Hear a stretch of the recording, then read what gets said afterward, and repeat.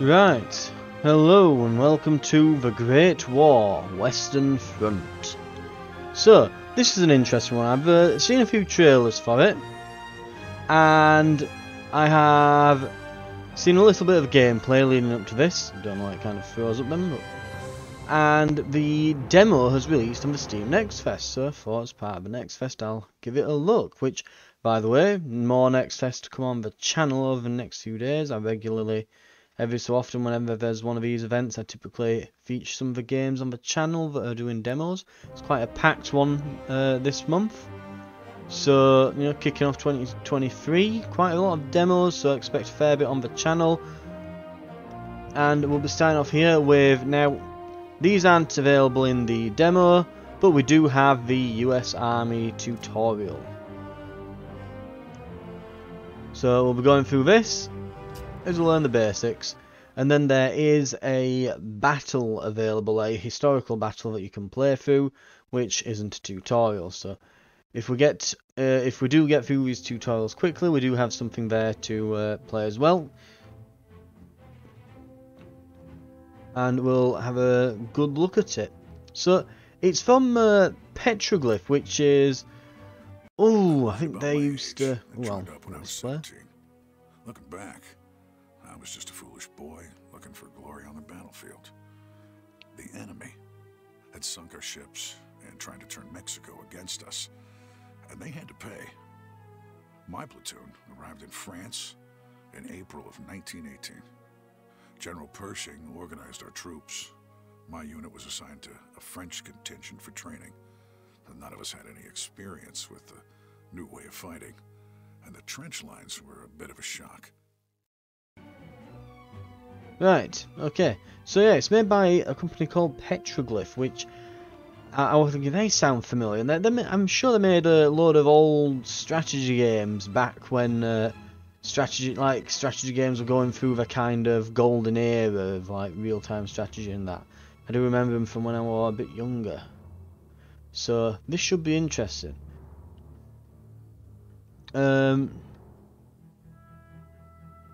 Oh dear, it looks like we appear to be the French. Right, bonjour. Oh dear. I am Lieutenant Colonel André Laurent. Welcome to France. I understand you are eager to fight, but this is the Western Front. The trenches are no place for the inexperienced. The top box contains general information or story content, while the lower box will contain specific how-to information. The advisor is always on during the tutorial, but you can use the options to turn it off in the normal campaign. Click the chat button to advance the next step. Yay. Remember to click the chat button to advance to the next step. Advanced settings, okay.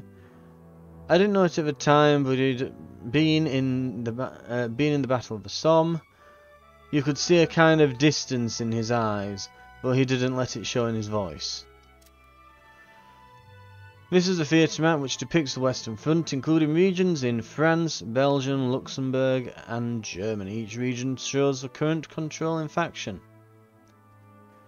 It's divided into hexagonal areas called regions. All regions in the map begin under the control of either the Allied or the Allied nations or Central Powers. Allied nations region hexes are highlighted in blue. Central powers are highlighted in red. Yay. Gotcha.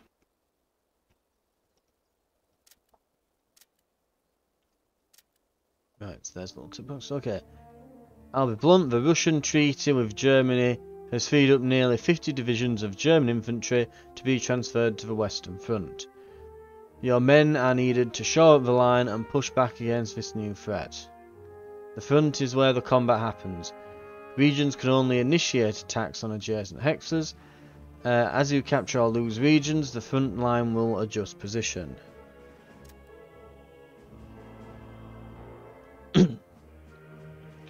Our civilians see this German spring offensive as something to worry about. A worrying civilian is one who does not support the war and begins doubting we can win, even talking about surrender.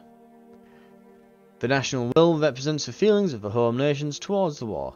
how likely they are to enlist, buy war bonds, or support the war effort in general. It is one way to win the game. The first faction push the enemy to 0 wins. And that's our little victory condition up here. So, capitals, let's see. While this army can't worry about the feelings of civilians, the threat of new German manpower is not something to dismiss. If we are not vigilant, Germany could reach Paris. The second way to win the game is to capture the region containing the faction's command headquarters. For the Allies, the command headquarters is Paris. For the central Paris, it's Kreuznach. Something like that. German. German pronunciation for you there. Paris is still a long way from the front lines, and we will never let Germany get that close. Oh, wait till the sequel. You can move the camera using WASD, or holding the middle mouse. You can zoom using mouse wheel. Hey, it's letting me control the camera now. Nice. Move camera and left click to select Paris. Boop. Germany can try to reach Paris, but we will never let them through. We will make sure that your American forces are trained to aid us in this defense. Each region has defense rating measured in stars. When you attack a region, achieving a great victory removes 1 star. Once the final star is removed, the region becomes yours. 1 star regenerates per turn for the owning faction, as long as no combat occurs in the region. Wow, Jesus Christ. So they're saying we'd have to achieve multiple victories to take an enemy capital. Oh dear.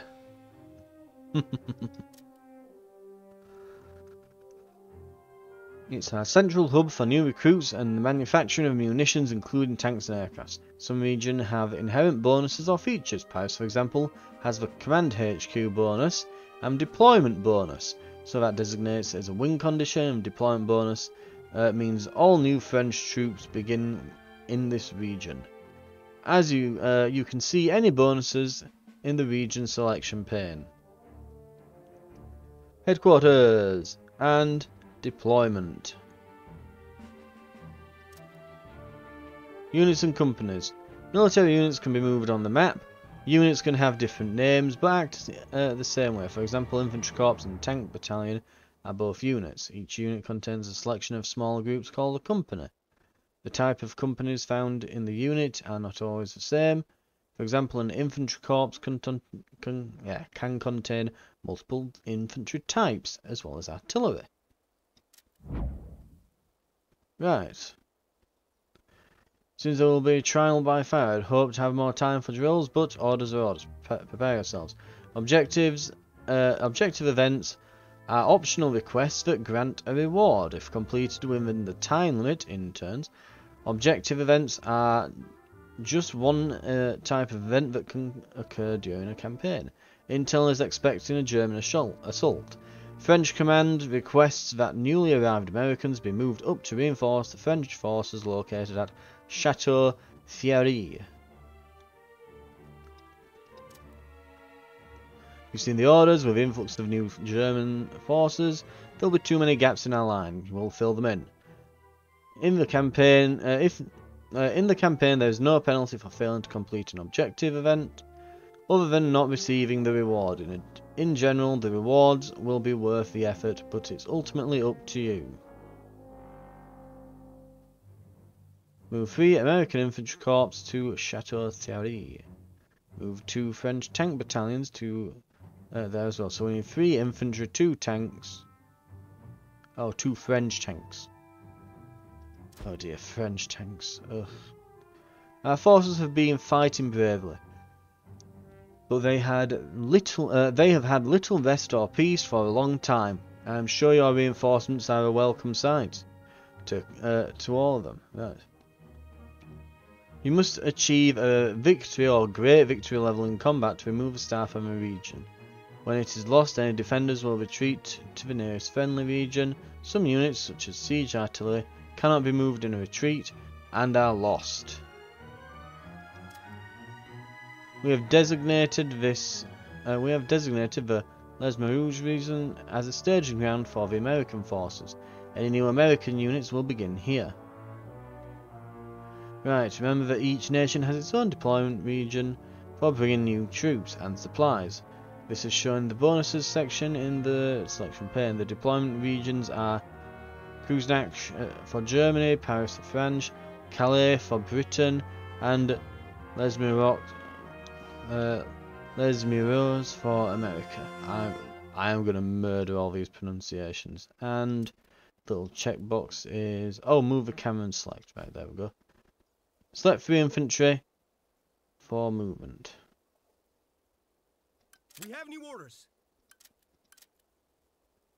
Right clicking will automatically move them to the destination. Yay. Units of the same type will stack on the map even if they are of different nationalities. Whichever nationality is the majority will appear on the top of the stack. Right. Select Chateau Fieri. Despite the language barrier, our soldiers seem to get along. Your soldiers will be tired from the transfer, so they will be on defensive duty only for now. Units can either move or attack once per turn. Your units can defend whether they moved or attacked. But if you initiate an attack, only those units that haven't moved can participate. You cannot attack from a single region more than once per turn.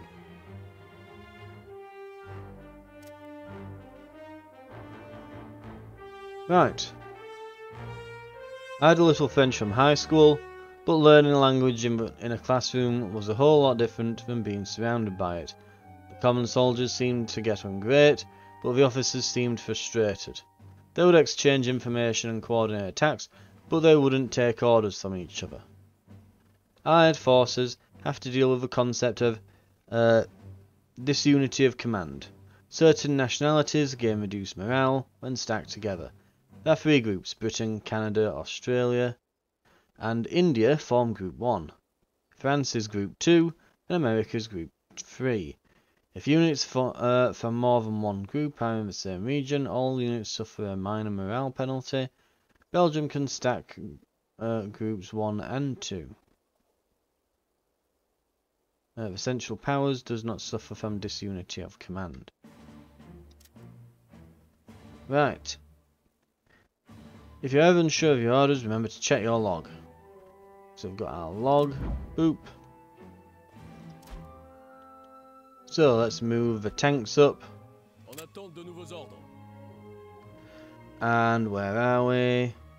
French air wing, French infantry, French tank. Okay, move the selected tanks from Paris to Chateau.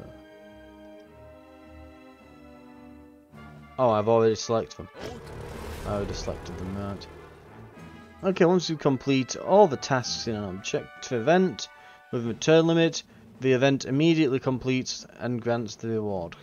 Completed events are listed in the events log, and click the exclamation mark button to toggle between viewing active and completed events. So we will get some gold reserves and some national will. Lovely. Right, we're feeling confident. Commander's granted us gold in reserves for completing your orders. This is a vital resource used by officers to requisition all manner of necessary items needed for the global theatre. Gold reserves are used to purchase on the theatre command level. It allows you to purchase new units such as tanks and aircraft, region structures, and use strategic abilities. One of the most important uses is to purchase supply for battles. We are granted additional gold reserves at the start of each turn. There was our first assault orders. We will be going over the top to assault the enemy line. We all felt excitement, fear, nervous energy and confusion swirling in our guts. In 1 month we would face the fact that some of us weren't going home. Right, so we've got a new objective. Reinforce French troops at Montmirail and capture Châtillon-sur-Marne. We'll get 2 tank battalions of American origin and some national will. We've got 2 turns to do it.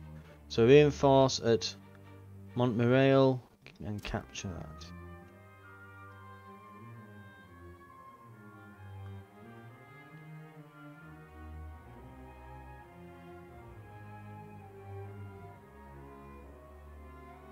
Right. No battle takes place without proper recon. While we perform aerial recon over the enemy territory, the information can grow stale. Regions. Enemy regions. Selecting a region displays a lot of info. For enemy regions, however, much of that information is hidden. You will not be able to see the enemy's exact army composition or economic details. Select Montmirail. Some of our best intel comes from spies in the area. Our operatives can scout the information we need and relay it to command. Right now we need more information about their military strength. Espionage missions allow you to send spies to connected enemy regions. Or you can protect your own directly. Region Intel reveals enemy economic and structure information. Army Intel reveals enemy units. Both missions are initiated from your own regions and affect all adjacent enemy regions. Okay. Reveals number and type of all militaries. Click the Army Intel ability button. I met one of those spies once, nerves of steel. You'd have to be tough to hide behind enemy lines, risking your own life with every step you take. Your first espionage mission you use each turn will always succeed, but each subsequent one has increased risk. A chance to fail. If you get a mission failure, your gold is still spent, you get no additional information, and your ability to perform espionage is locked for the remainder of the turn. Army Intel, Region Montmirail. Duration 3 turns. Success. Our spies are reporting new intel is available.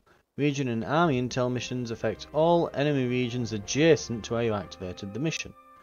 Even if the enemy had counter-intel active in one region, the others may still be affected. You can see the result of these missions by selecting the enemy region. There's a large build-up of German troops. More than we originally knew about. Active Army Intel will allow you to see the exact unit counts and types, while Active Region Intel allows you to see the enemy structures and economic information. The numbers below the icons show how many turns the ability remains active for that region. Some abilities like Theft and Sabotage are activated directly on the enemy region and only apply to that region. Okay. Big information, don't this, but this new information changes the plan somewhat. We will need to bolster our forces with the remaining American corps if we want to succeed. So the remaining infantry stack. And let me guess, move over here. Yes.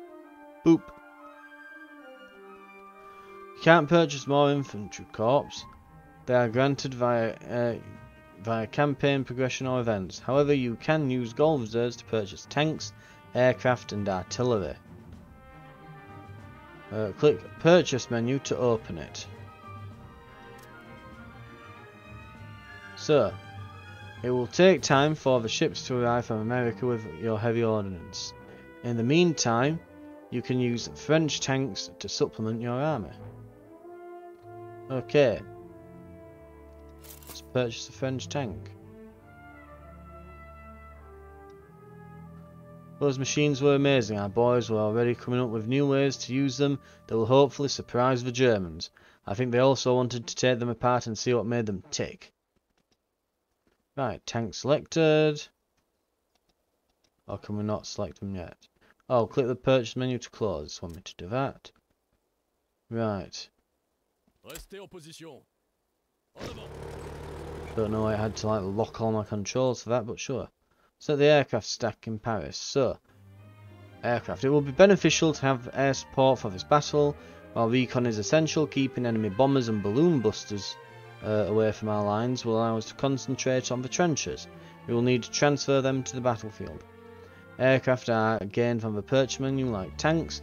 Air wings contain fighter and bomber aircraft that can perform missions on the battlefield. Right, move it to Paris. Okay, lovely. Supply and structures.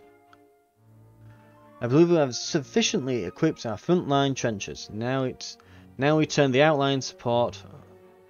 Now we turn to outline support for Montmirail.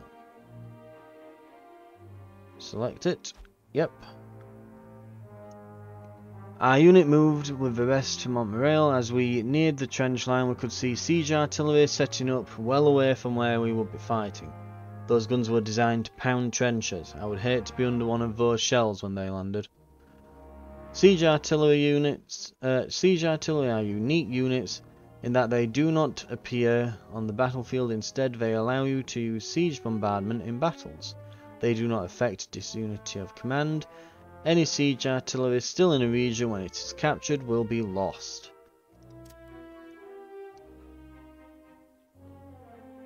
Just as we depend on spies to gain information, so does the enemy. To that end, we should set up counterintelligence to prevent them from learning about our offensive. So, click Counterintel Ability button, boop, and Counter Intel. Right, so that's the 5 turns. Supply. Right, so you have been using gold reserves to bolster our troops and firepower. On the battlefield, however, supply is needed, not gold. A soldier without ammo or bandages is a soldier who cannot fight. An artillery cannon with no shells is nothing but a rock to hide behind. Supplies are currency used during battles. It is used to build trenches and other defences, call in reinforcements, and to activate abilities such as artillery fire and air missions. He made sense. Our packs contain our essentials, rounds of ammo, some first aid supplies and hygiene necessities, but there is no way we could carry enough ammo for an extended battle. Supply trucks could bring in what we needed, but if we had a more permanent storage solution, we could fight without worry. Each unit on the strategic map, with the exception of siege artillery, grants a set amount of supply to the region. This is refreshed for each battle. Supply depots allow us to store what we need for combat in a safe location, and keep it in reserve for the region. Without them, you can only use what supply your troops carry with them. Supply depots allow you to pull from the global supply bank to supplement the supply from your units. They are essential if you want to bring the full might of your army to bear against the enemy. Click Supply Depot 2.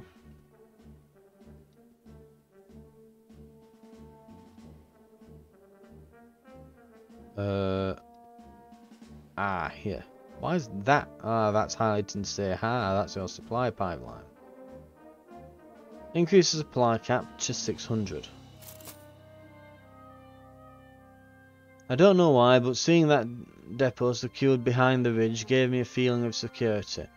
We knew at least that we weren't going to lose this battle because we ran out of bullets. It was one less thing to worry about.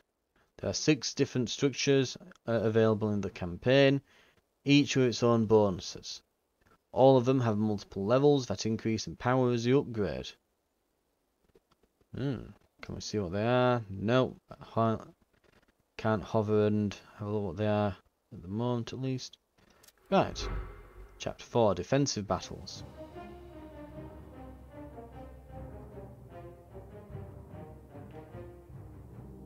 I believe we are as prepared as we can be. Once our troops are rested and in position, we will begin the battle. We can defend if the enemy attacks, but for now, await further orders. You are dismissed. Right, you can take as many actions as you like You can take as many actions as you like during your turn. Once you have done everything you want, click End Turn. The indicator will switch to the enemy, and he will be able to perform any of the same actions that you can. Click End Turn. Boop. The Germs do not sleep or stand idle as the month passes.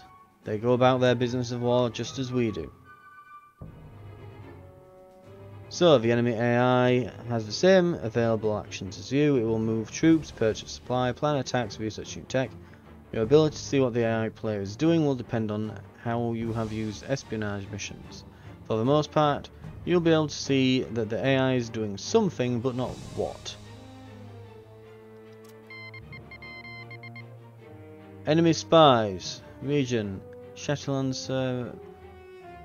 Yes, they've put a spy there. Our spies caught enemy spies attempting to gain enemy intel. Our counterintelligence was a success. Similar to the player, the AI will use espionage on their turn, so remember to use counterintelligence on your staging grounds and important targets to deprive the AI of extra knowledge. Click the check button to close this mission report. Just like a human player, the AI will probe with espionage to see where you are weak. You can use this as an indication of where attacks will happen. Right, one thing I've learned is that any increase in spy activity usually only means the enemy is probing for a good reason. Our officers knew this too and were prepping for an attack. We are under attack. Right. So it's that battle overview, lovely, lovely. Knowing what forces you and the enemy have before a battle is key to planning an effective attack or defense strategy. While you are always able to see each side's total morale and what you are bringing into battle, you will only be able to see exactly what the enemy is bringing in if you have active army intel. Espionage mission active in the enemy region. Right, so we've got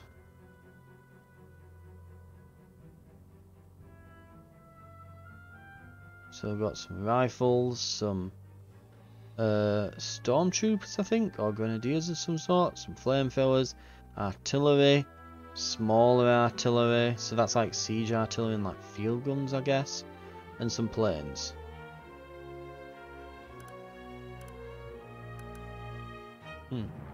They've got rifles, more rifles, grenadiers, big heavy tanks, siege artillery and some planes. Okay. Our recon teams were efficient. Between the ground scouts and aerial recon, we had at least some idea of what the Germs could throw at us.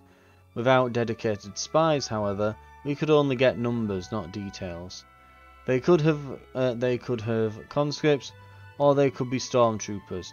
We would only know when the flames began to flow. So, supply modifiers here. This deployment pane will show you a great deal of info about the upcoming battle, including the region, the attacker, and special modifiers. One of the most important things is available supply, which is broken down into corp supply in your supply drawer. Remember that without a supply depot in the region, your supply drawer will be 0.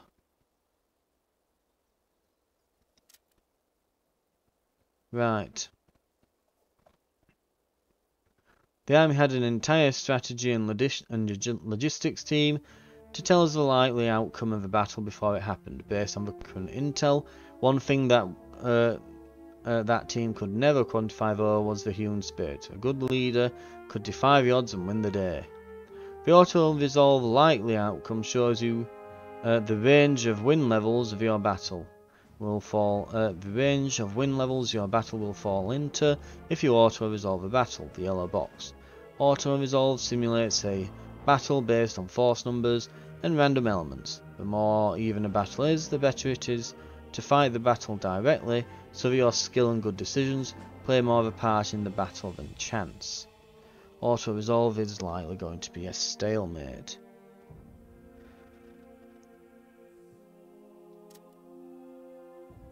This is it, we will meet them on the field. They will not take this ground. Right, we're engaging the battle. Okay. Let's see. The attacker must pay a supply cost to initiate. Defense is free. The attacker always has the option to cancel the attack. The defender can concede a battle, taking the loss without casualties.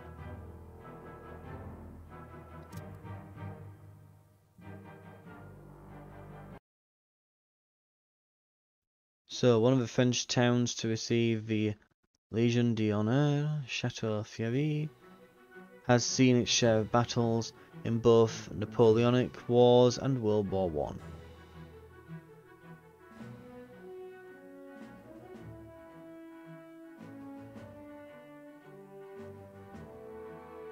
Okay, first battle.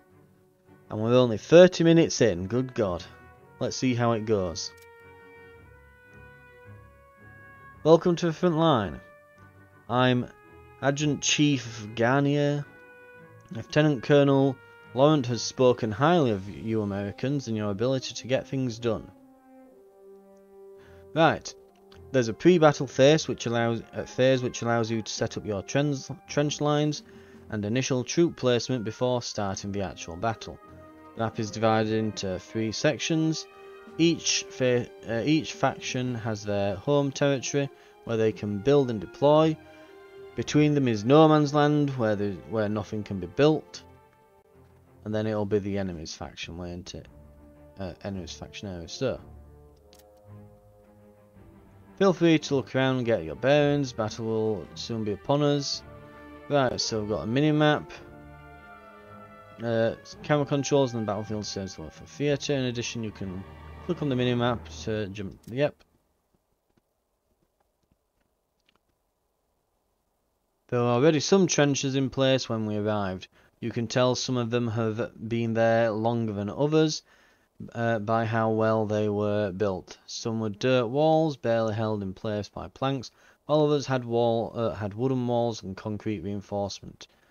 On your first time fighting in a specific location, the battle will begin with a few pre-placed trenches.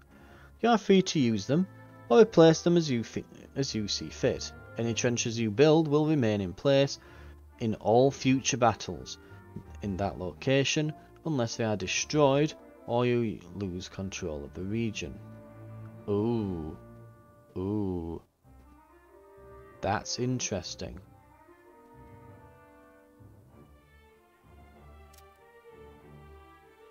Looking around, the soldiers were digging even more trenches attached to earlier ones we saw. Artillery cannons were being wheeled in along carts full of ammunition. Everywhere preparations were being made, and tons of earth was being moved.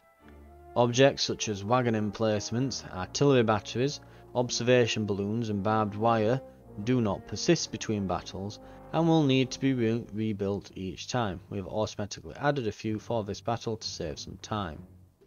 So yeah, weapon emplacements, artillery batteries, observation balloons and barbed wire. Right.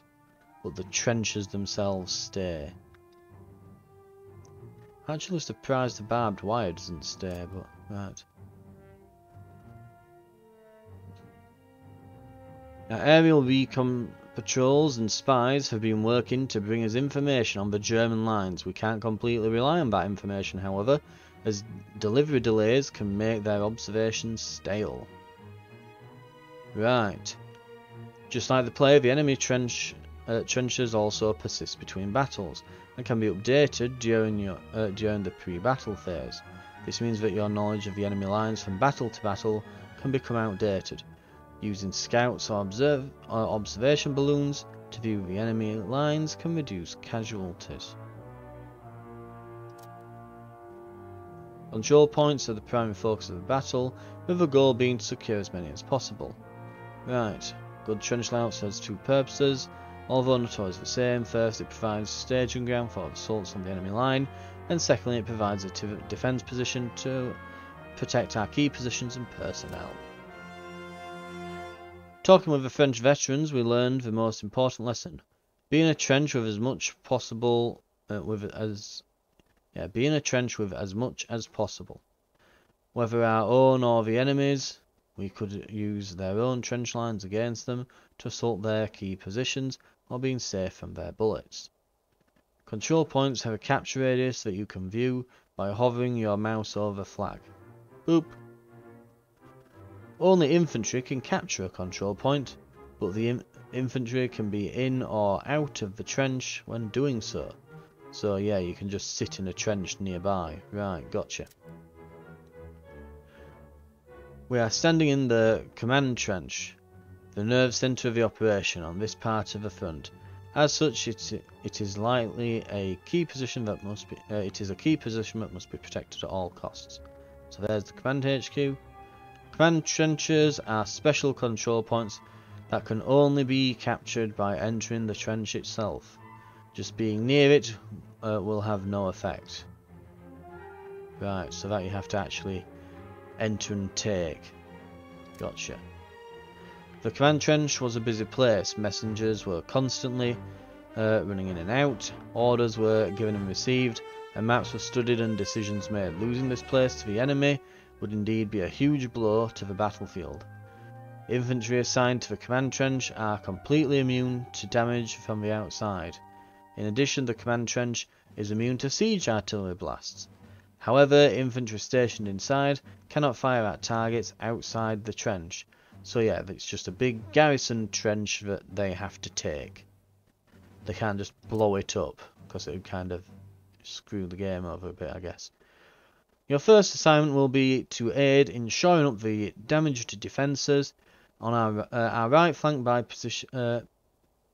Our right flank by position A took some damage in the last battle. I need your men to repair and reinforce there. Building and deploying troops requires supply. The total supply you have in battle is determined by the number of units and the supply depot level in the region. 25% of your total available supply is reserved for when the battle starts, so you always have some supply for artillery fire and reinforcements. Our engineers have categorized things for you so that you know what's available to you for use. We have multiple types of trenches that serve different purposes. Familiarize yourself with them. Trenches protect our infantry from harm and allow them to move around on the battlefield in relative security. There are multiple levels and types. So, firing trenches allow our infantry to fire at oncoming enemies while remaining safe. Our engineers have ranked trenches based on their protection value and material cost. So, basic firing trench can hold 2 companies, grants targeting immunity from most ground fire, and light protection from artillery. Light tanks can cross this trench type. Improved can hold 2 companies, grants target immunity from most ground fire, and medium protection from artillery. Okay. Then there's the advanced. So it gives great protection from artillery. Then there's a blockhouse trench. It is reinforced and covered, cannot be destroyed by siege artillery, grants greatest protection to infantry, but cannot attack out of the blockhouse. Infantry in a blockhouse are invisible to all enemies outside the trench and can only be seen by sending infantry inside. So that would be a good little garrison place to put some close quarters types to maybe, if they take A, you could have a blockhouse say here. So, oh no, they've gone in, and then you have all your stormtroopers rush out of the blockhouse and sweep them away. Possibly. Okay, once you've chosen what type of trench to build and the location, the engineers will dig out for you. This will of course require a portion of supply. By clicking on the trench button, you enter placement mode. You can place a trench in any valid location. The trench image will turn red for invalid locations. You can use the mouse wheel to rotate it. Boop. Trenches, multiplace. Right. One will not suffice, remember that. For soldiers to be protected, they'll need to be able to travel through trenches as much as possible.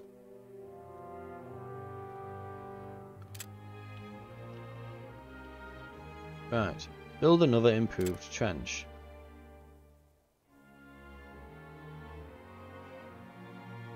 Where?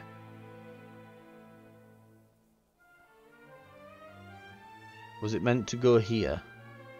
Oh dear.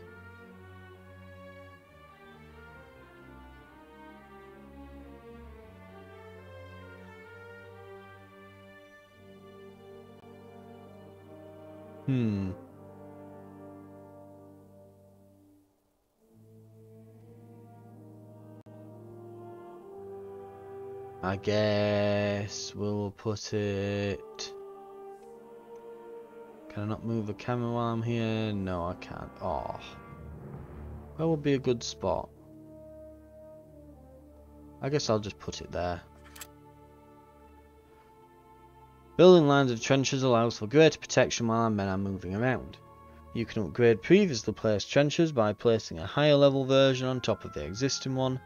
Upgrading costs less supply than building the higher level trench from scratch. You cannot downgrade a trench, but you can remove it by clicking the X button over the trench.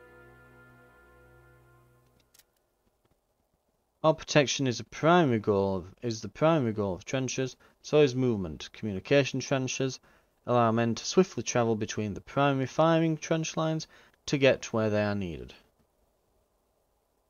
So comm trenches. Communication trenches are used to connect lines of firing trenches, providing a way to quickly transition between them.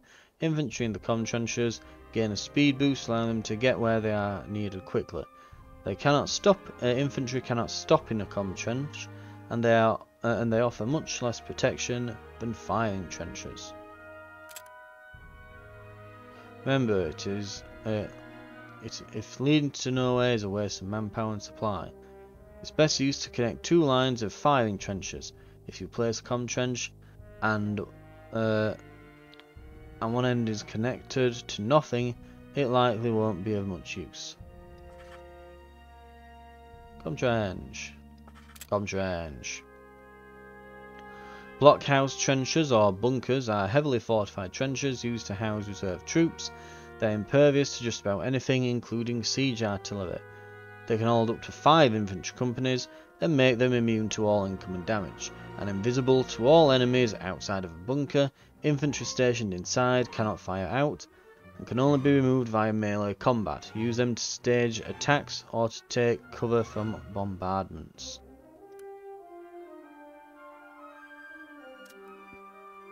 Trenches are not the only thing our engineers can provide. Support structures allow specialised troops to provide defence, information or long-range cover fire for our infantry.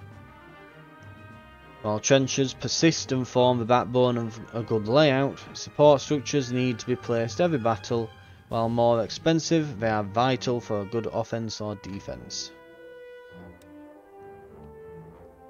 Right, good emplacements include machine gun nests and mortar positions. A well-placed weapon of this kind can keep multiple companies of enemy at bay. There are 2 types of weapon emplacements. Machine guns are deadly against infantry, especially if they overlap to create a kill zone. Mortars are better against tanks, but can also target infantry in trenches, including your own. Place 3. Okay, spurs placement. Weapon must be attached to the trench lines. They cannot be placed on open ground. In addition, they have an arc of fire which is visible when you place them. They cannot shoot anything outside the arc. If you make a mistake, click the X button to remove it.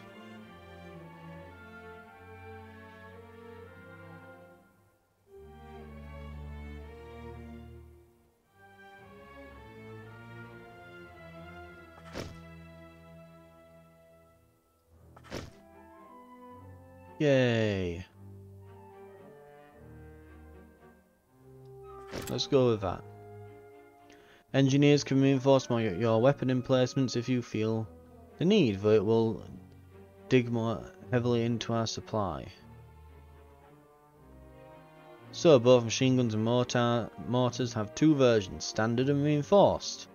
Reinforced have much higher health pool, more resilient to artillery and grenade fire, but this comes at higher supply cost. Right. Well, we could once what we once strung up around our farms is now used as a weapon of war, a highly effective one. If you want to keep the enemy, if you want the enemy to stay in the sights of your machine guns for a longer time, tangle them up in barbed wire. Barbed wire slows infantry that pass through it to a crawl, giving you more time to shoot. As enemies pass through, they damage the wire until it eventually will snap and be destroyed. It can also be destroyed by artillery fire, bombs, crushed by tanks.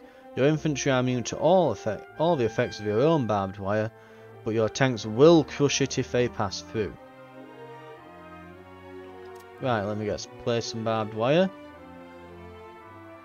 I used to see barbed wire all over the place back home. It was always a neat line of fencing, though, not these dangerous looking coils. This stuff was everywhere, forming a maze of death just past the lines. Razor wire is a more effective cousin of barbed wire. Razor wire acts the exact same way, but additionally damages enemies that pass through it. Balloons. Observation balloons are vital for intel. The observer can rise above the landscape and radio down to the ground crew about what he sees. With this information, we can better see enemy troop movements and trench layouts. They are special objects that can be raised to reveal a large area in the fog of war, allowing you to track down enemy movements. Raised balloons are vulnerable to aircraft, while lower balloons and their support truck can be attacked from the ground.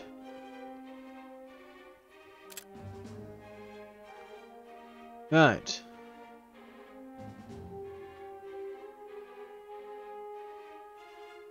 We'll set one up here, I guess, then.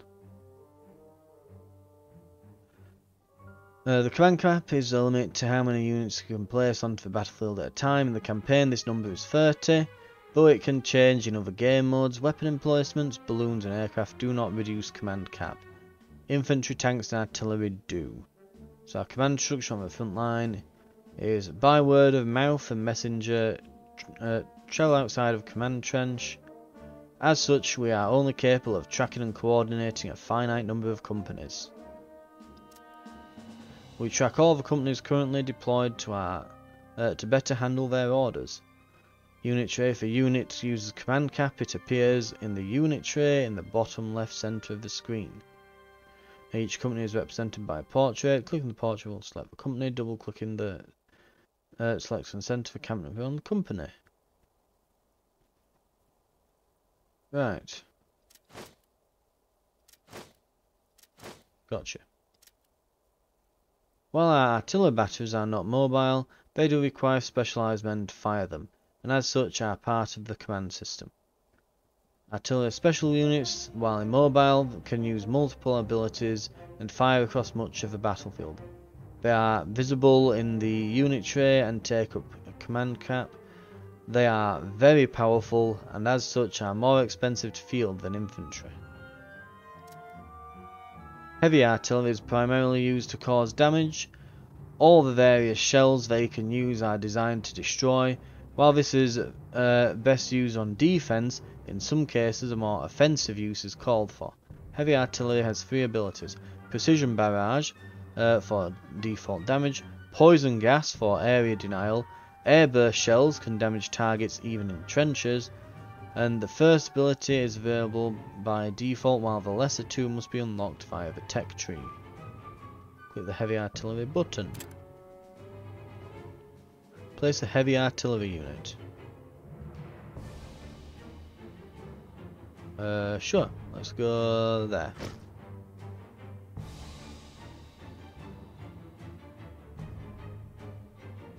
Place another. Artillery abilities have a cooldown. Using an ability on a battery locks down all abilities until the cooldown expires. Because of this, having multiple batteries is useful, so you always have at least one ready to fire. So basically they've got to reload. The French teams had their artillery placement down to a science, with overlapping fields of fire in every part of the enemy lines within a range of at least one battery. I admired their ability to aim and calculate trajectories on the fly. It was all a bit too much for me. Now that our station defences are in place, it is time to fill our trench line with men ready to defend our country.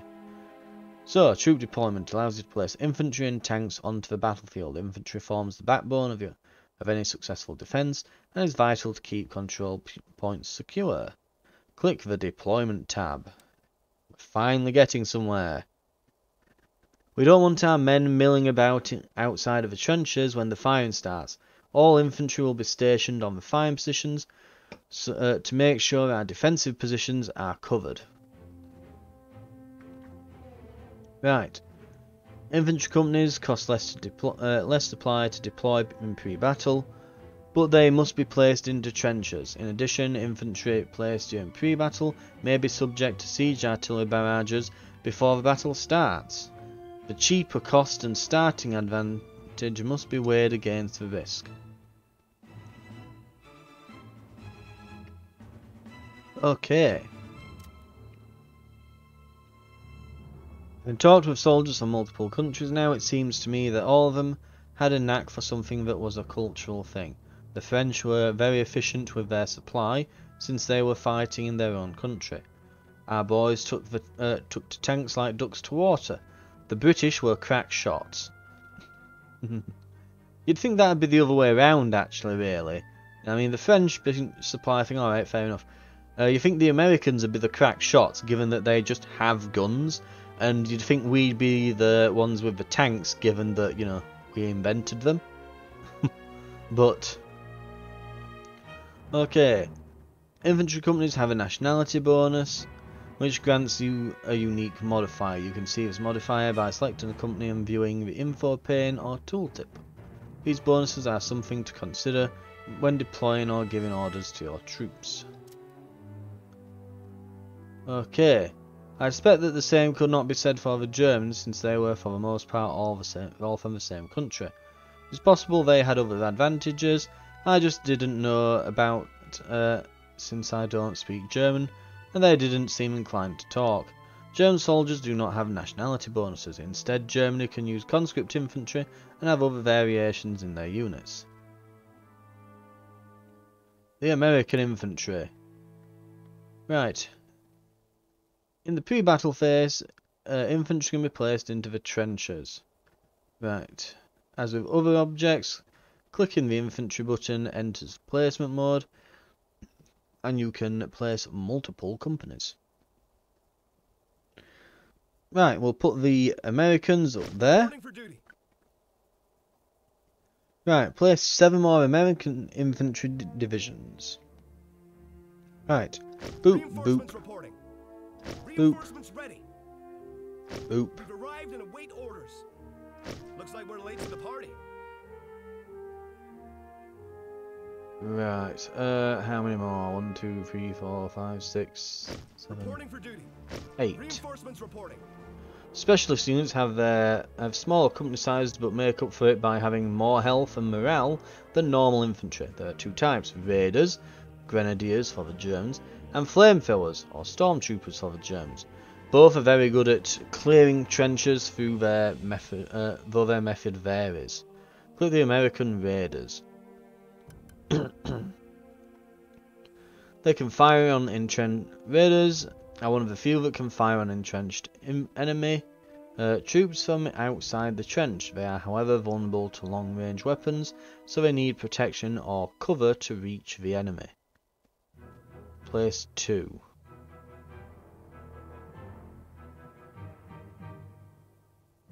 Can I not place them there?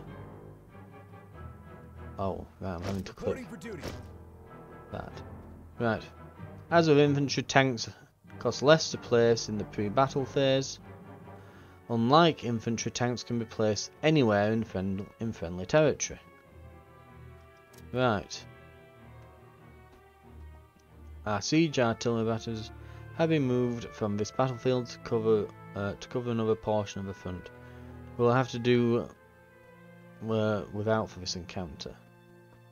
The pre-battle bombardment is available if you have siege artillery in the region.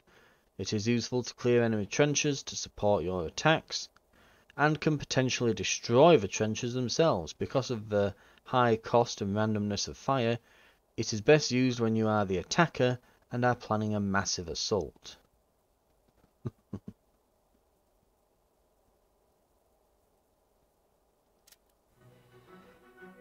Right, we're as ready as we'll ever be. Get some rest, you've earned it, but stay vigilant, spend or save.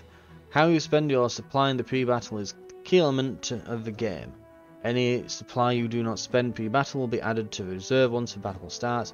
You must balance the need to have more defences built in the pre-battle versus the need for reinforcements, artillery, and aircraft, and other ability use in battle. Go. Right. Waiting was hell. With nothing to do, your mind can take you to some dark places. While our intel people mostly got it right, sometimes the only clue we had that a battle was about to start was the sudden silence of the artillery. Click begin battle to transmission to the battle phase. All place objects and constructions, followed by pre-battle bombardments from each player if they were purchased. Right, let's go. We will get these expert women doctors, nurses and ambulance workers organised. We send units wherever they're wanted. The need is there and too terrible to allow any haggling about who does the work. Okay. Elsie Maud Inglis, Scottish surgeon and suffragist. Right. We've received warnings they're about to attack soon. Get your men into position. Transition. During the transition to the tactical battle, all the objects you placed and built will be deployed. Your trenches will be manned. Normally the battle clock will begin counting down, but we have paused it for the tutorial. Go. You could tell how much experience a soldier had by how they handled waiting. Sometimes our intel was to the hour, other times you only knew the battle started because the bombardment stopped. Either way, we kept busy in the trenches waiting for the whistle to sound. The transition phase includes any days of siege bombardment that were purchased in pre-battle for both players. Bombardments have a chance to destroy pre-placed trenches and the men inside them, as well as nearby emplacements. Our strategists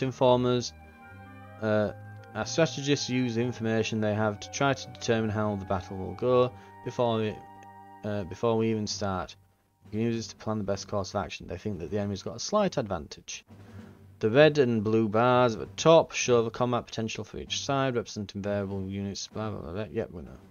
Yeah, I've seen this before in like Total War games. We can skip past. I'm kind of getting itching to fight here. Many other factors playing into winning a battle: skill at giving orders, technological advantages, and morale all play a role. Knowing when to stop fighting and sometimes as important as pushing forward. The bar at the top is the victory level meter. This represents the range of potential victory from great loss to great victory. The pointer will adjust based on scores earned by both sides and their relation to each other. Where the pointer rests is the victory level you would achieve if a ceasefire is agreed upon. Oh, you can agree on a ceasefire. Strategists were men who pored over stacks of paper, maps, radio transcripts and pictures taken from planes. They somehow took all that and told us if we were likely to win or lose. Somehow it felt like they forgot the most important part: the human will to survive. Near the top you can find the current control point statuses. You can see who owns each, and if they are in process of being captured. You can also click the icons to focus the camera on a control point. Yep, got it. Right, yep, control point. You must clear all enemy infantry to capture it. Okay, so yeah. Each control has a meter around the outside, and if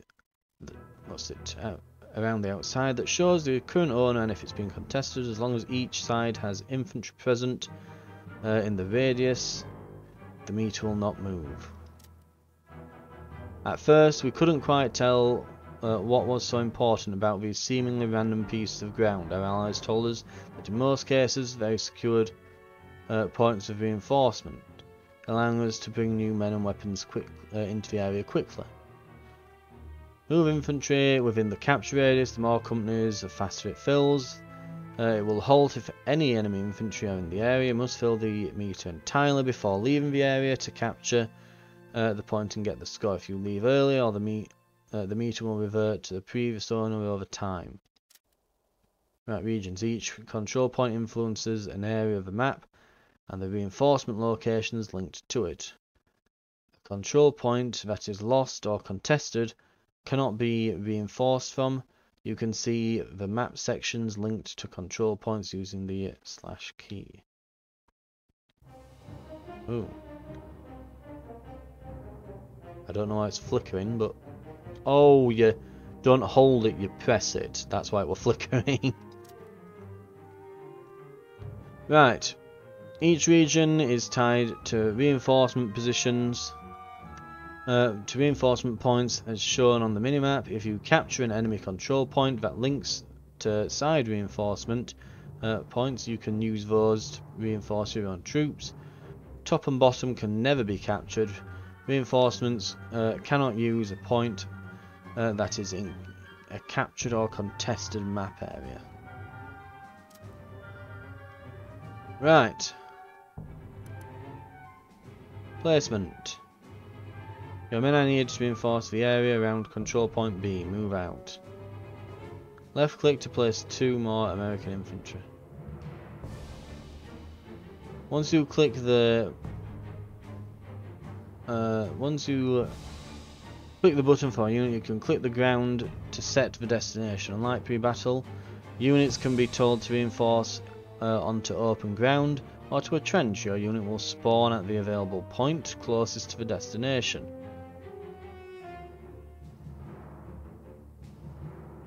Okay, I guess we're just deploying some more infantry. The envoy is saying objective B. We're putting them around A, I guess. Reinforcements on the way. Make sure that they are properly behind defences when they arrive. Reinforcements units pause. Commands such as reinforcement movement and ability usage can still be given while paused, but nothing will happen until play is resumed. Sometimes it's wise to step back, pause and take a look at the battlefield. However, right now, time is of the essence. You can control the game's speed in order to allow yourself time to think about your plan. Click the play button to watch your troops arrive. Okay, we're finally starting. Here we go. Infantry, default to column formation. This is fast but vulnerable. Skirmish is defensive but slower. You can toggle between them with the formation buttons. There they are.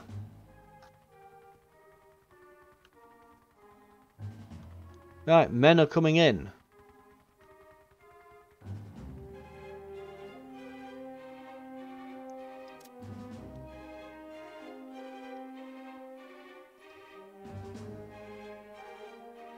Oh, our infantry will move from the... Why is it paused? Information is the most vital aspects of all. We cannot shoot what we cannot see. We cannot plan for an invisible attack. Units' instructions, like weapon emplacements, can see across the battlefield, but only so far. What they cannot see is called the fog of war. Yep, I know. Okay, distance, hills and trenches can obscure vision, blocking your ability to see. We still cannot see any enemy movement, but this is what we brought our balloons for. Raise them up. Click the raise / lower balloon button. A single soldier in a basket hanging from a giant bag filled with flammable gas. Those recon soldiers had nerves of steel. Whichever is increased when the balloon finishes before continuing. It appears our timing has paid off. The observers in the balloons have spotted enemy troops. Remember that heavy artillery is good for damaging enemy targets, since units cannot regain lost health or morale. Sometimes it is useful on defense to weaken the enemy units before they attack. Units in tactical can be selected via the unit tray, or by clicking the unit banner directly. Yep, select the heavy artillery. Select precision bombardment.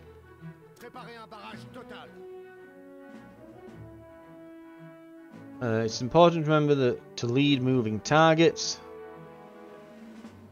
It takes time to load and fire a barrage, so target where a moving enemy will be, not where they are.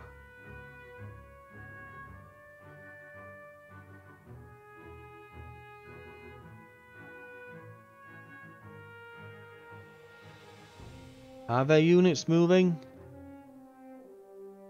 Move a reticle of some German infantry and left click to fire. Are there any that are moving at all?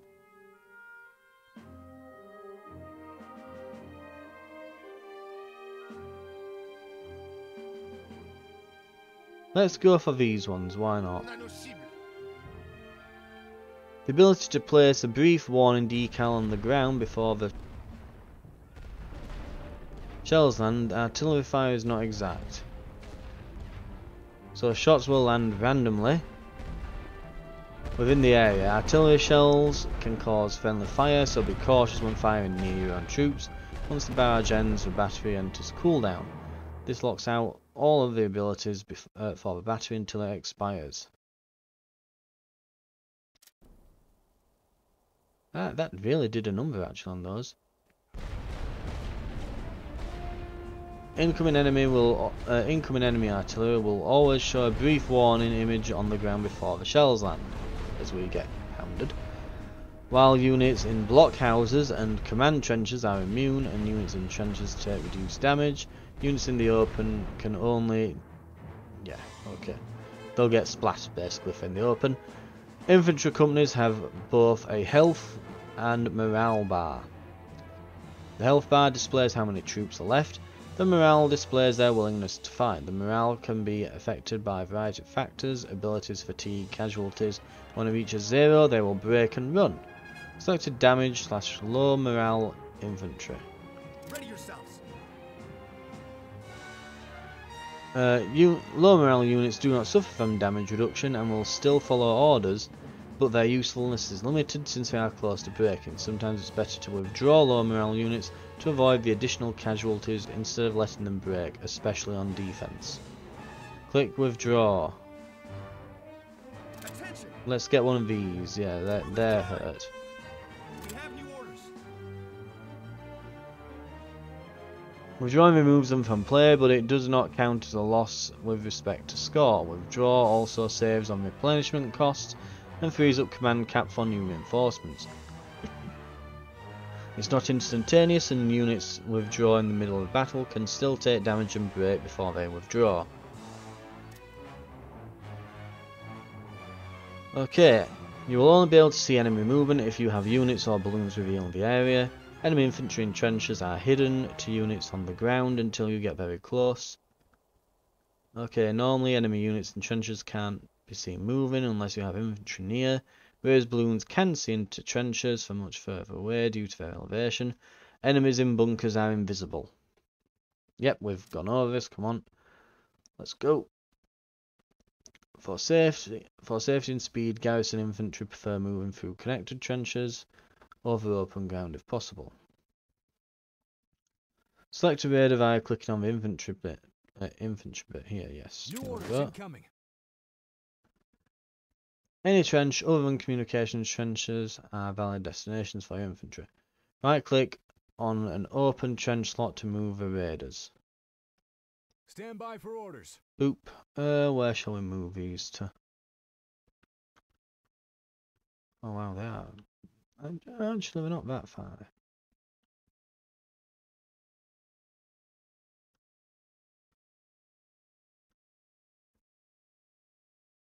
Let's move them there then.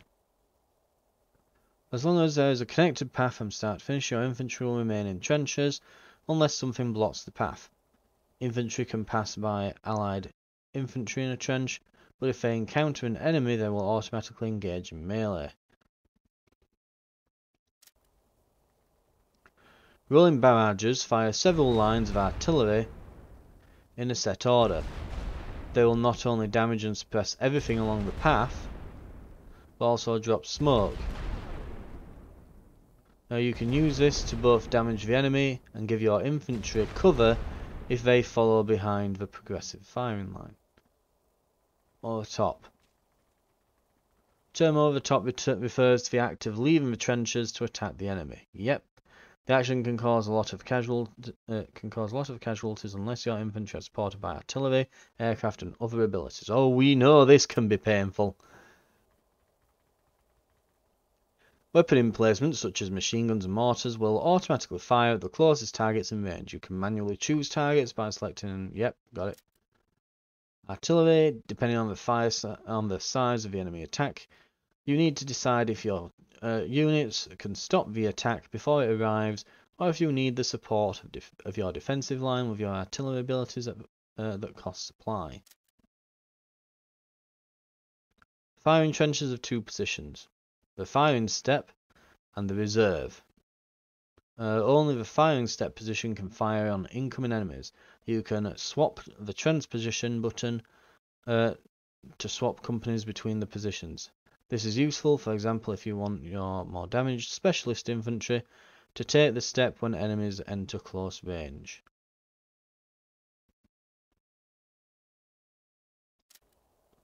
Right. Direct your troops and use your artillery to stop the incoming attack. Remember the use of artillery abilities. Click the ability and then the precision barrage. Okay.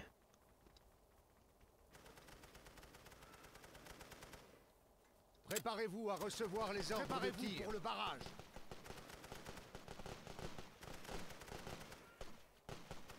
Chargez l'artillerie. Rechargez pour un barrage de zone. And Feu. fire.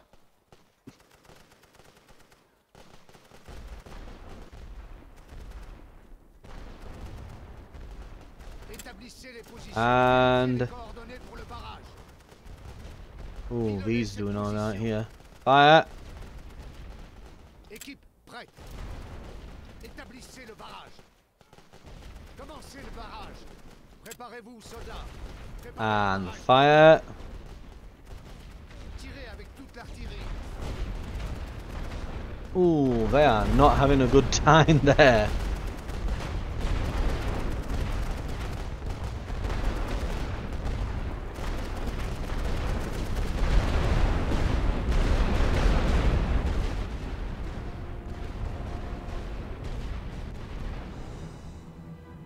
Okay, enemy are counter-firing on me. Right, suppression. The default abilities for both light and heavy artillery will disable the ability of all infantry, emplacements and artillery to fire their weapons. This includes both enemy and friendly units. Light artillery is far better at suppression than heavy, but both can get the job done. While primarily used as an offensive weapon, tanks are also useful on defense as both mobile turret and to provide morale bonuses to your troops. Allied tanks come in a cannon or machine gun version. Remember that units enter on the nearest point and will not be able to enter near a contested control point.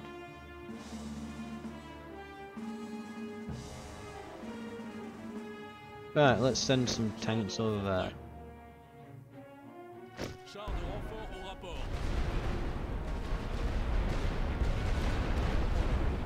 Here they come.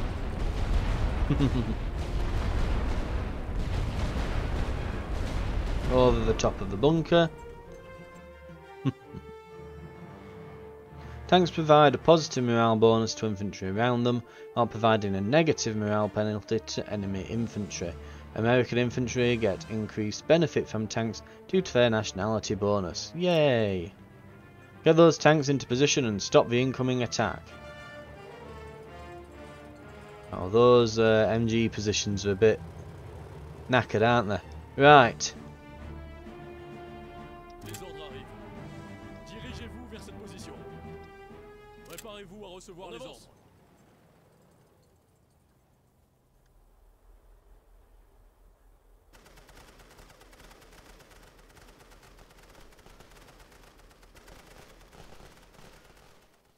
Here they come. Préparez-vous à recevoir les ordres de tir. Préparez-vous pour le barrage. On a And nos fire.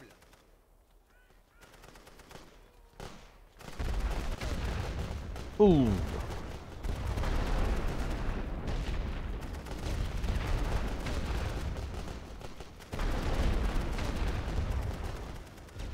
Next wave. Rechargez pour un barrage de zone. And on the barbed wire, fire!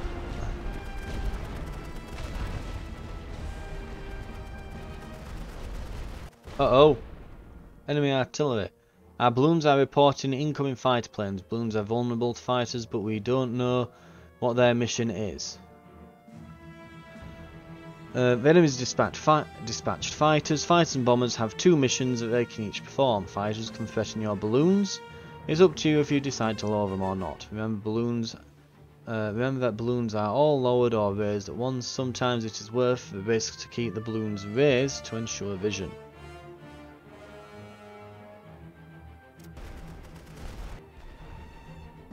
Let's lower the balloons. We'll probably be wise to get on the radio and have them scramble some aircraft of our own. They're not deployed like other units and never take up command cap. As long as you have an air wing present in the region, you can dispatch aircraft on missions during battle. It shows how many aircraft are currently available to be sent on missions compared to the total you have in the region.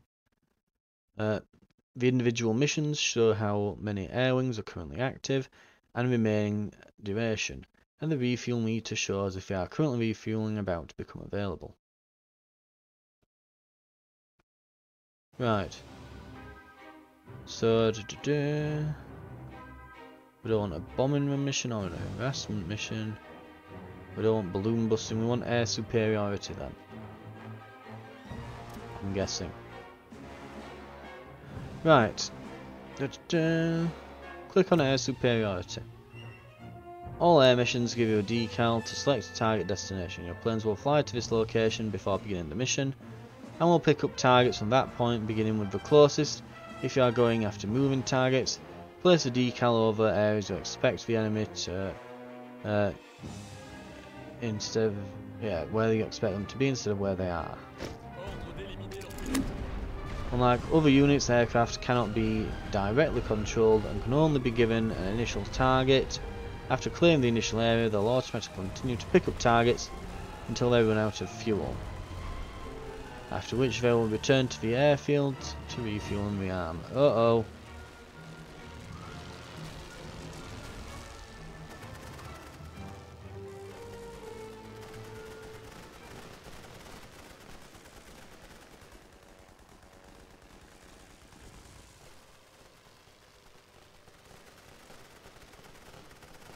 We need to survive the final wave. Air superiority.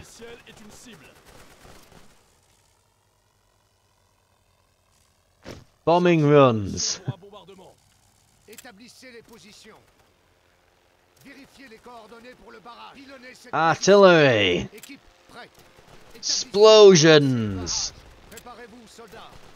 Préparez un barrage total. More explosions.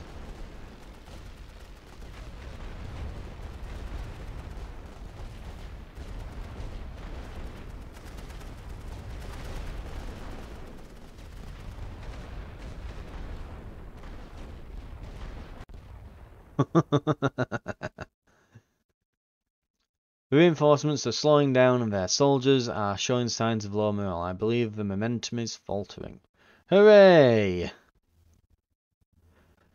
The attacker has the option to cease fire at any time to end the battle and total the score. The defender can only surrender, which gives up your control points and command trench to the enemy. Battles can also time out. When the time reaches 0, you have lost the daylight and the battle ends with the same rules as a ceasefire.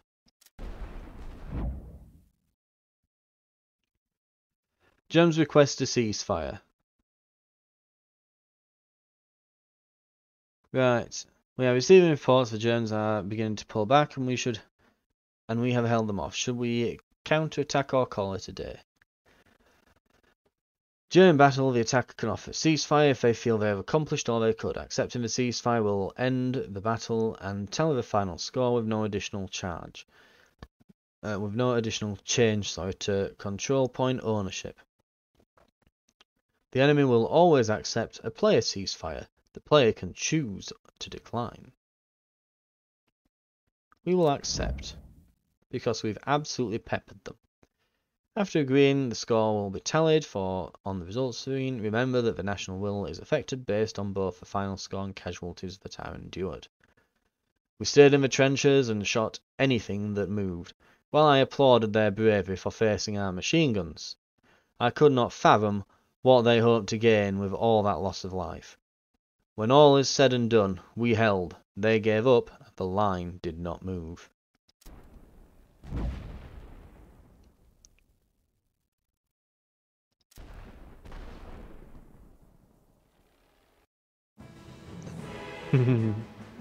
Sweep. We have pushed the enemy back and taken.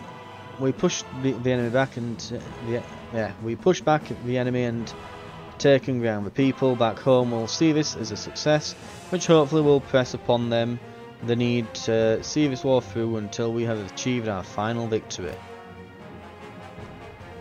We held the line and prevented the Germans from gaining any new ground.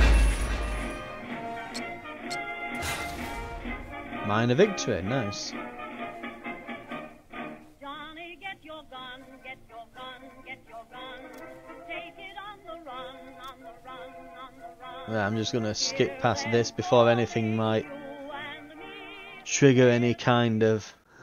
I don't think it will trigger any kind of copyright. I can't imagine that song is new enough to do that, but...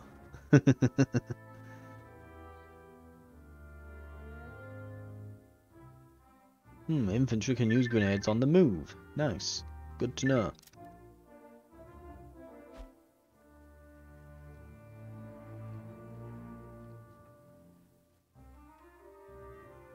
Battles are expensive endeavours, both in monetary and human cost. The defence line was successful. We should never forget that lives were lost to bring about this victory. Right,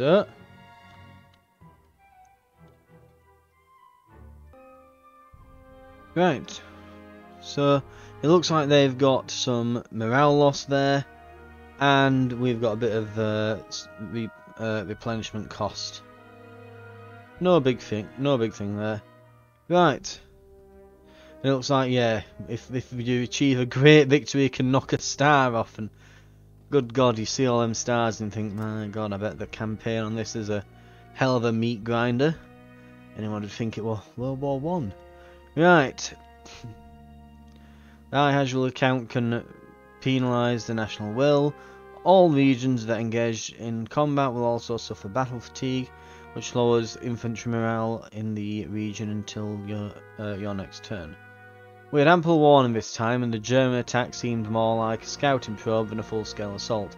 But even minor battles cost lives. The men are tired. They'll need time to recuperate.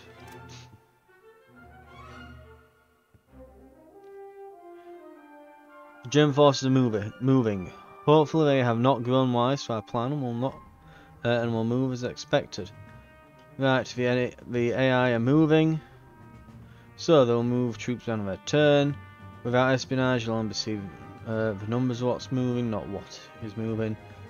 Army, intel, espionage, military. Yeah, we've seen all this before. Let's go, go, go. Next turn.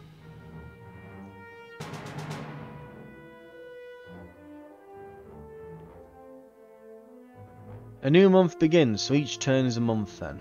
The war continues. Commander uses this time to send out new orders, refresh expenditures, and rebuild lost infrastructure. We've got a research point. You will receive an advance of gold reserves and a new research point. These amounts can change over time and with research. In addition, all of your units' movement and attack limits are refreshed. Hard choices in research. Right. Star regeneration.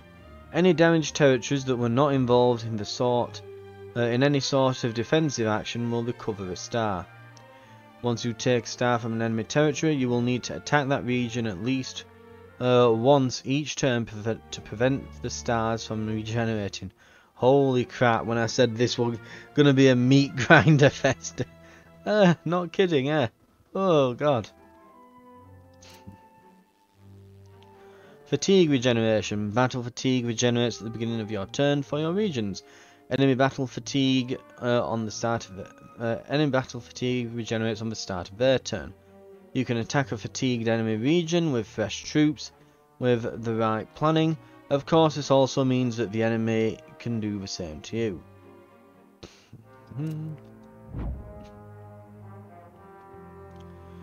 Hard choice events. Ask you to choose between two actions based on events from history. In most cases, both choices will have both a positive and negative result. It's up to you to decide which negative result you can live with.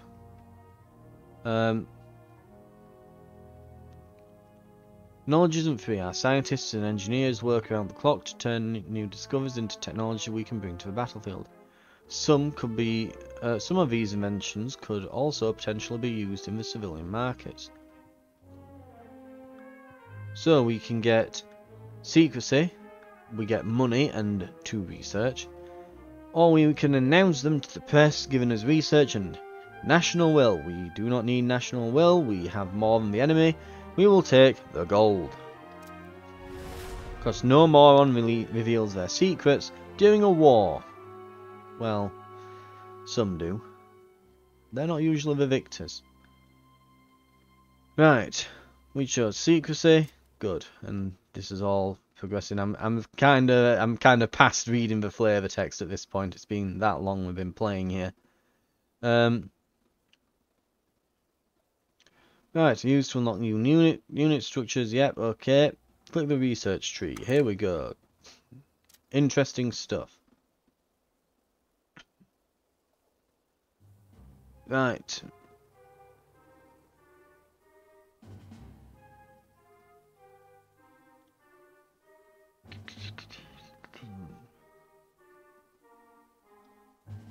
Can I not use WASD to move around on this one? No. Okay, just left mouse. Right, got it. Improve standard infantry rifle damage. Ooh. Charge 10 unlocks the field hospital level 2 structure. Field hospital level 3.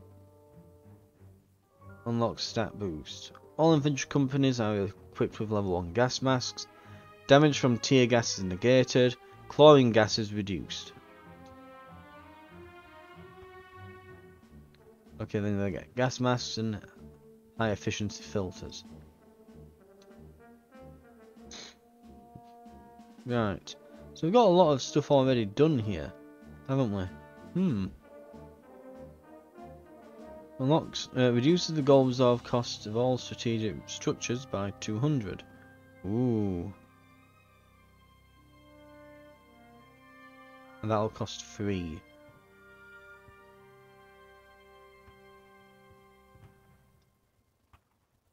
Or we could go for unlock siege artillery batteries for purchase. Grants 1 free battery. Well, obviously we're doing that, right?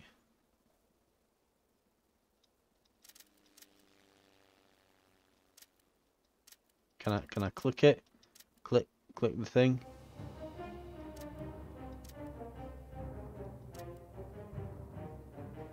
Damn.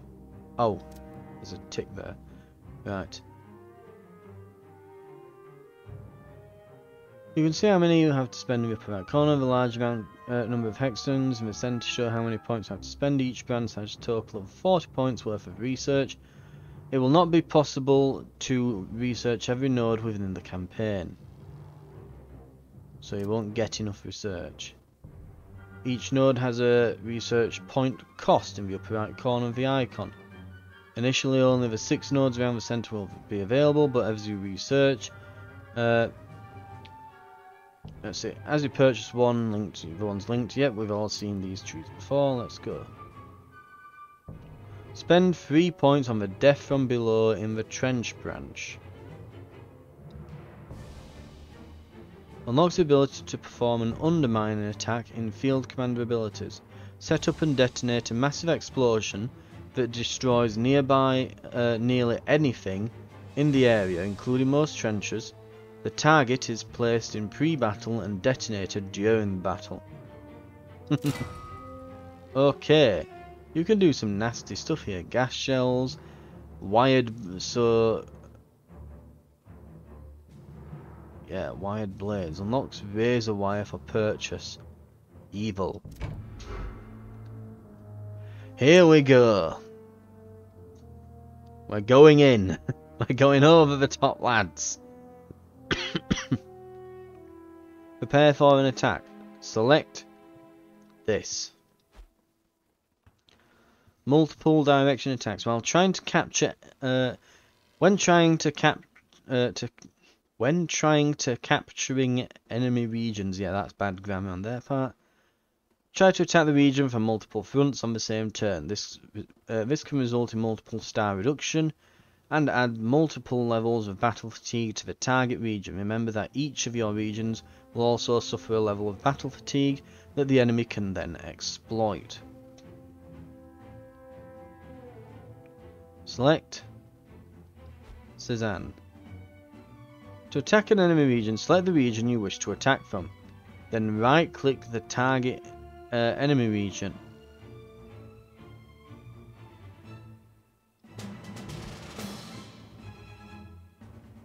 This allows you to see what units will take part. An active espionage ability will increase the available information. You can choose between fighting out the battle directly. We are definitely doing that, I think. And if results are in question or you aren't going for a great victory, direct battle is the better choice. Oh, we auto-resolving this one. I guess we're auto-resolving it. Click the continue button to close the recap UI. So we both lose 7. We're all a bit annoyed, but they're now a bit fatigued, I guess. Right.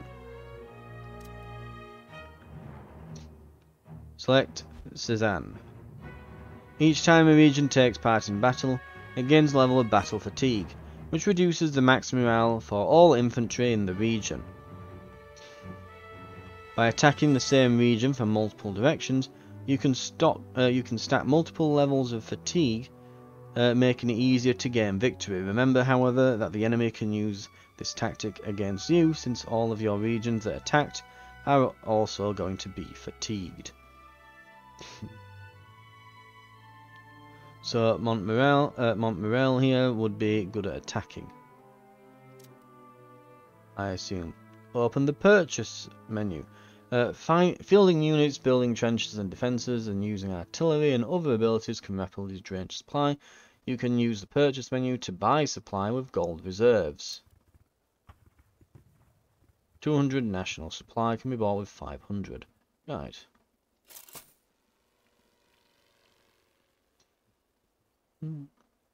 Balancing your gold reserves and supply is a vital skill to learn. Overbuying supply can leave you bankrupt and unable to initiate attacks, while buying too little supply can prevent you from fielding your units in the battle. Click the purchase button to close the menu. Select Montmorel. Right click here to attack. And we're engaging this time. They've got battle fatigue, we have not. We're going to likely get a minor victory, but it's saying that there could even be a chance of getting a really good victory here. And with my excellent battle strategies and my amazing tactical genius, that is what we shall achieve today. If it's allowed in the tutorial, that is.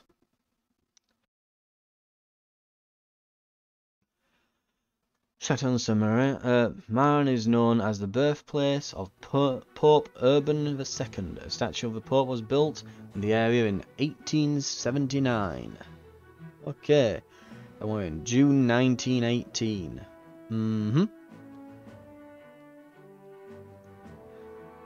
The enemy do have some tanks and some arty, a few planes knocking about, but we have more planes, way more guys, way more guys. And we have more tanks, though our tanks are small. Oh, actually, no, we don't have more tanks. No, we've got 2 types of tanks. They've got 1 type, but more of them. Right. So we might have some tanks on us. Boys are putting the finishing touches on the trenches, so now's the time to get your bearings. Right, we know about the persistence. While great victory is needed to reduce the region's stars, sometimes achieving small victory is better in the long run. Even a minor victory will whittle down the enemy national will, which is a step towards winning. Some pre-battle support elements are placed or targeted in pre-battle but are triggered once the battle starts. Siege bombardment and undermining are primary examples of this. Undermining creates a gigantic explosion that destroys virtually everything in the area.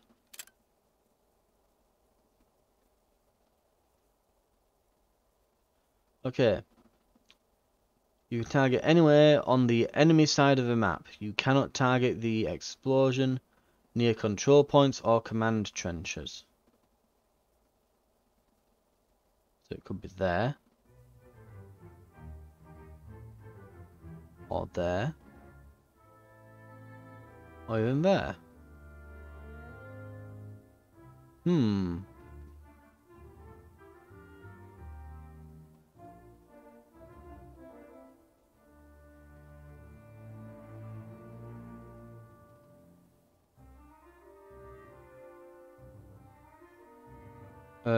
There, I suppose.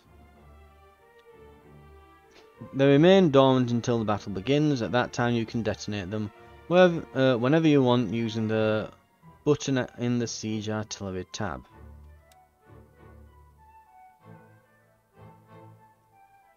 Pre-battle siege bombardment.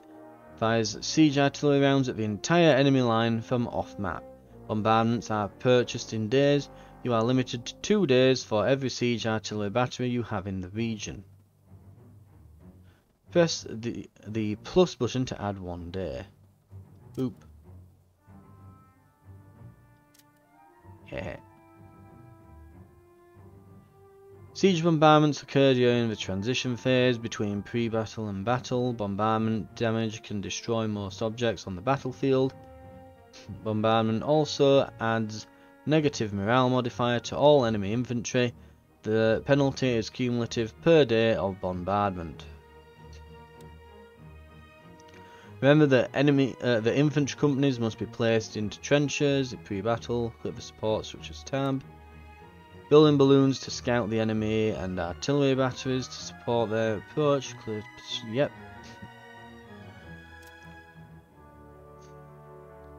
How you approach battle is up to you. Select what you want from the different tabs and left click to place. Remember to watch your command cap and supply use to achieve victory.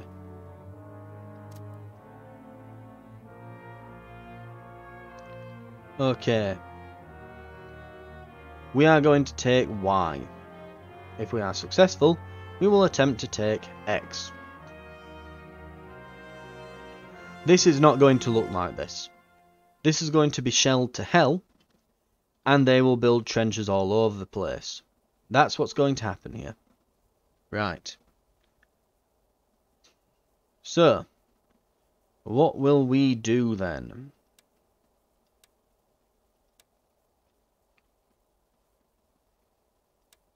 Support structures. Mortar nest, field mortars, light field artillery. I think we've got enough artillery here, haven't we? It seems to have pre-built plenty of it. I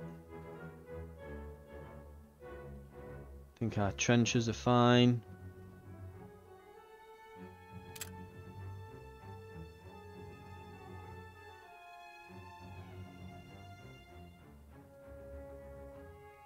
And I suppose we'll just put these there. Okay.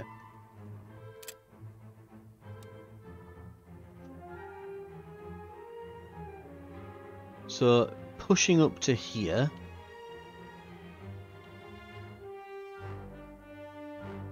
Yeah, I'm liking all this stuff that it's set up for me. So I think I just really need to deploy troops and we can probably go.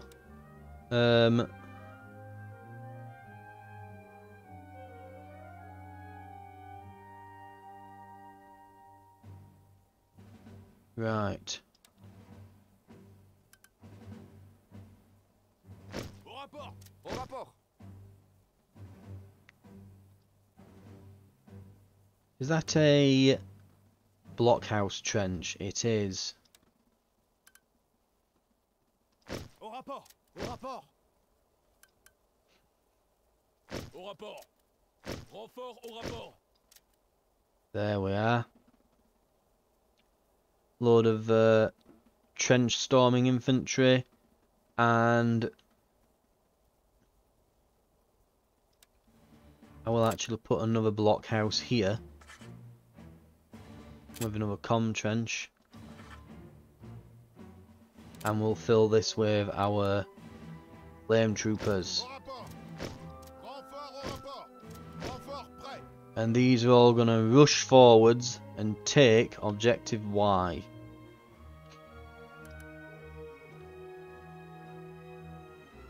Renfort au rapport. Renfort prêt. Right. We're also just going to put some Renfort au rapport. infantry in each of the trenches. On est arrivé. On attend les ordres. Just so we've got some people holding the front line, and okay, that appears to be all that it wants to let me put down at the moment. You know what, we'll... On a de nouveaux ordres. Attendez les ordres. Can I get rid of those? Because I'm clicking the little X button and it's like, nope. Tenez-vous prêts. Well, I guess you can't remove the infantry once you place them, but okay. I'm fine with that.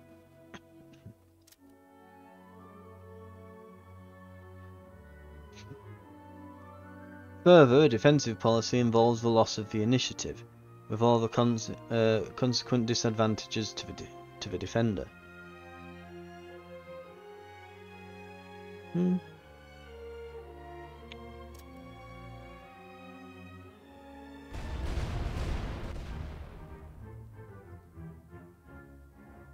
Let's see what the siege bombardment has done. Holy crap, there goes the town. Do you remember how there was a town here? It was nice when there was a town here, wasn't it? Should have put that explosive here, shouldn't I?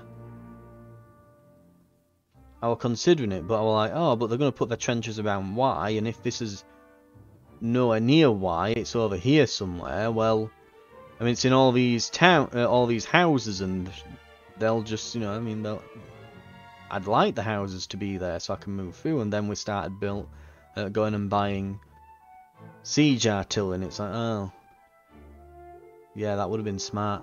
Oh well. Transition. Click the raise lower balloon button. Raise the balloons.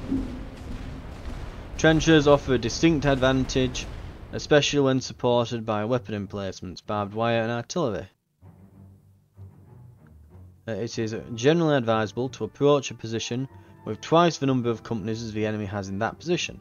In addition, supporting an approach with artillery and or tanks will greatly increase your chances of success. You can weaken an enemy position in several ways. Use artillery or aircraft to destroy emplacements. Some artillery shells are designed to hit men in trenches or suppress their fire as you approach. Select bombardment.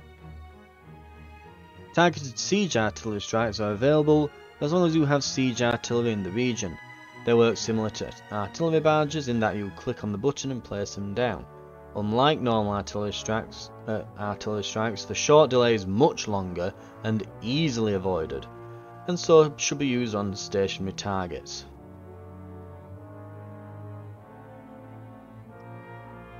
Click. Oh, we have to wait for it to allow us. While placed in pre-battle, the undermine explosives don't automatically explode. You can use the detonate button to set them off at the right moment. Undermine reaction.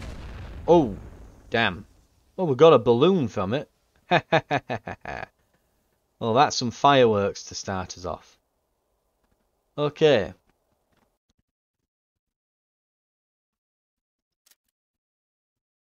While powerful, it is expensive.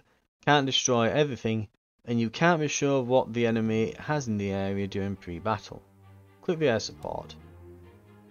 Click bombing run. Chargez les bombardiers pour les cibles terrestres lourdes. Go!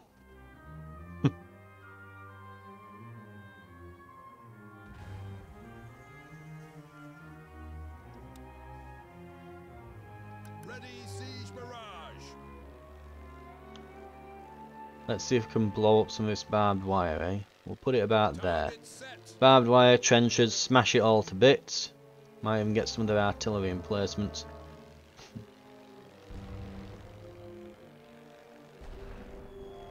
Ooh, there goes a machine gun nest.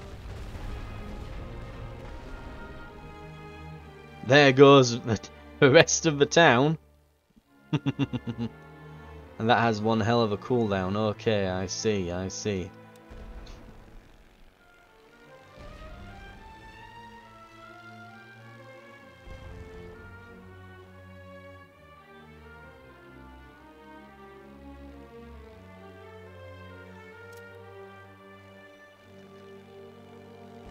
Préparez-vous à exploser les ballons.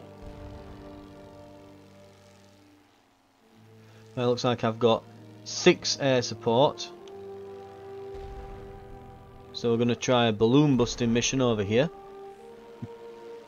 Here they come. The good old RAF.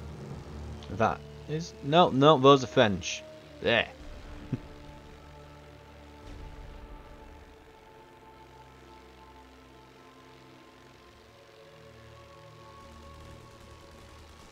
Get that balloon. Get him. Get him.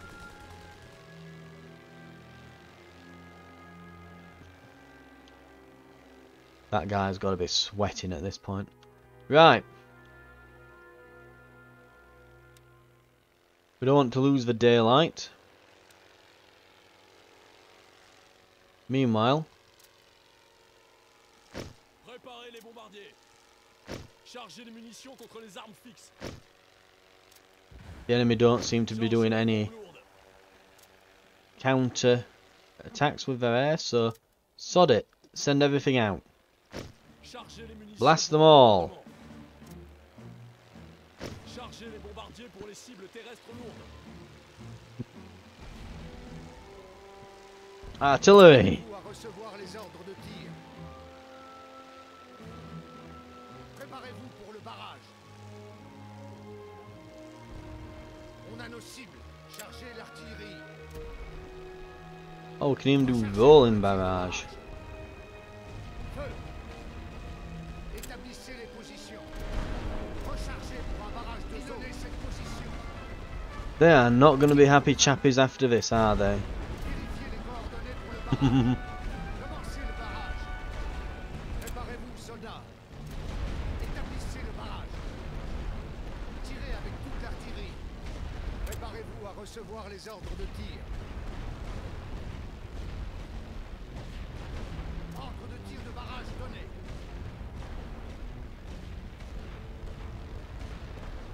Oh, they're starting to break. On a nos cibles.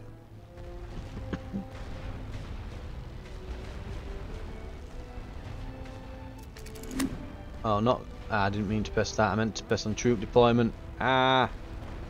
I think, yeah, we've hit command point limit, haven't we? Seems to be the issue. De nouveaux ordres arrivent.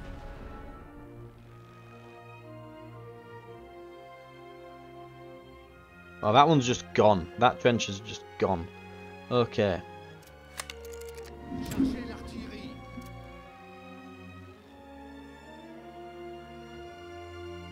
Right. Préparez un barrage total. Feu. Blast as much barbed wire as we can.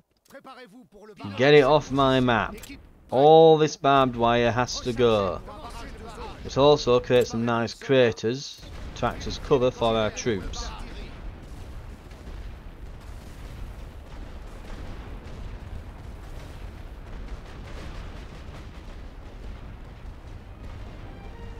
On a de nouveaux ordres. Attention. Attendez les ordres. Tenez-vous prêts. On a de nouveaux First wave of infantry.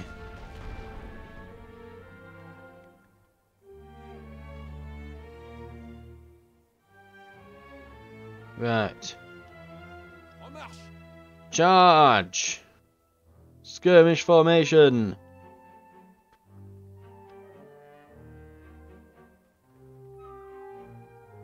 Attendez les ordres. Right, I want you to take that trench. This group. Nouveaux ordres. Going over this way, right. You're going to take this trench. On a de nouveaux ordres.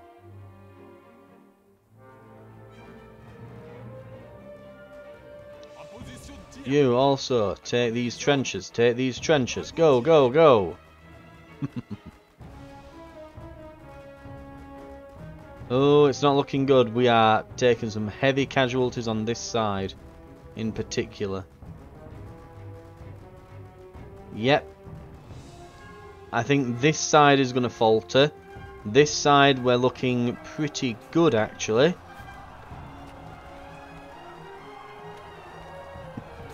Tenez-vous prêts. Préparez-vous à recevoir les ordres de tir.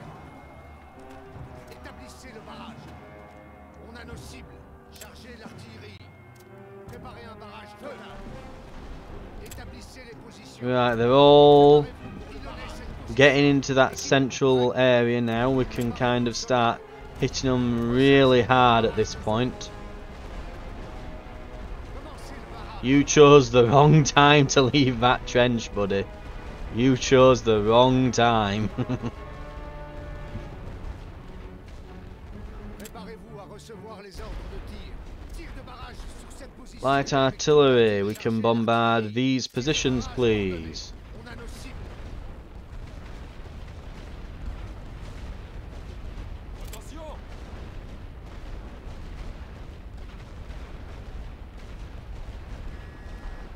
Charge down into that trench.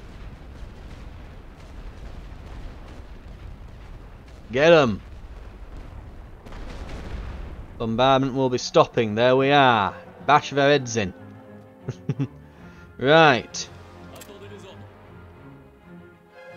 Men, On doit tenir cette position.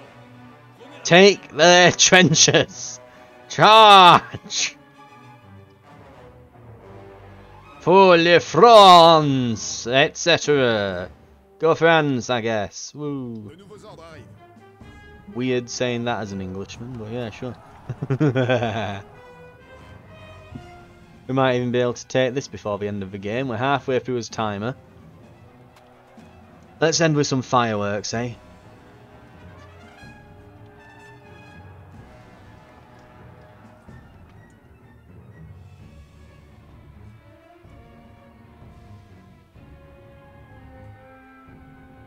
Prenez la tranchée. And we're just going to send these guys down through the trenches, obliterating everyone inside.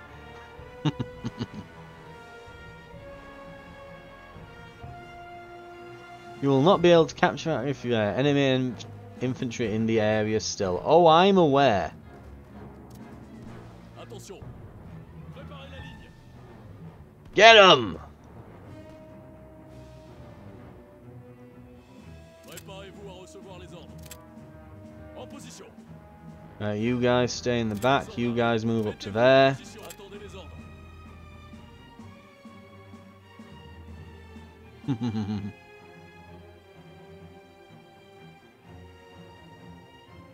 Préparez-vous.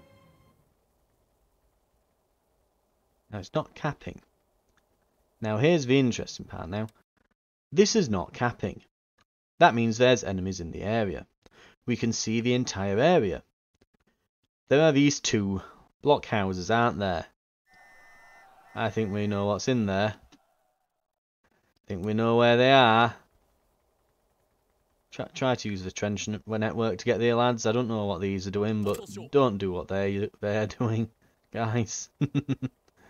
Lob some grenades in, fruit door, and get them.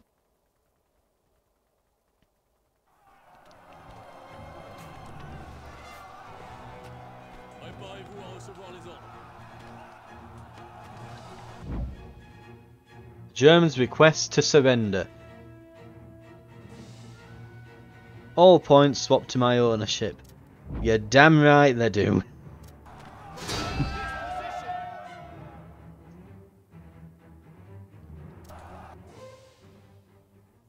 Well, I think that's probably going to be the ending point, I think, for the video. We'll see what it has left on the tutorial here. It's probably just going to be a summing up of things, isn't it?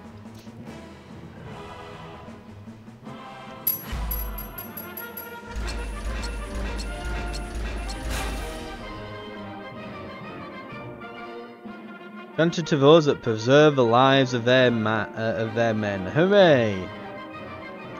Those who do a lot with a little. The measure of ratio between the percentage of the supply cap spent versus the score gained.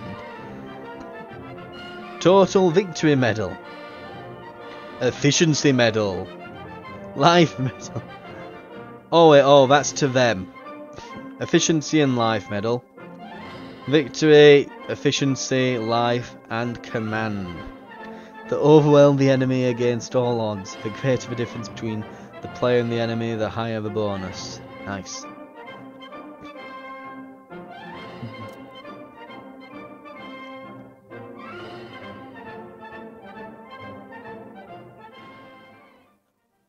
Did you know for the Allies, infantry companies from different nations have a unique bonus trait? Yep, we do know, because it kept bludgeoning me with that through this past very long tutorial. Right.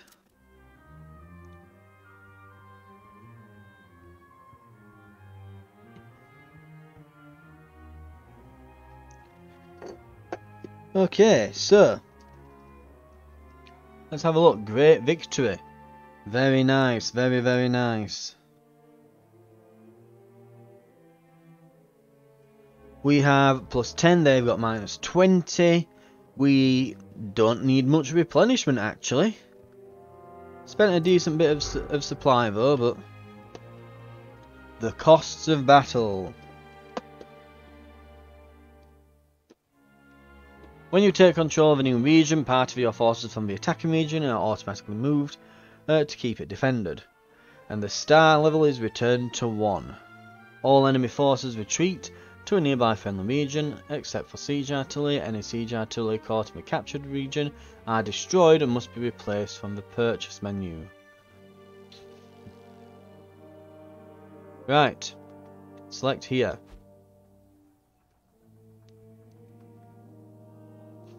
If there exist existing structures, they are taken over by the new owner, but you can research the ability to destroy them before the enemy can take them over. All newly captured regions regain 1 star immediately, and they will regain stars over time as long as they don't take part in a battle.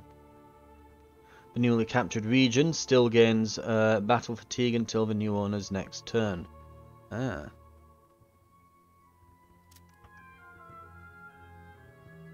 So if you can kind of mount a quick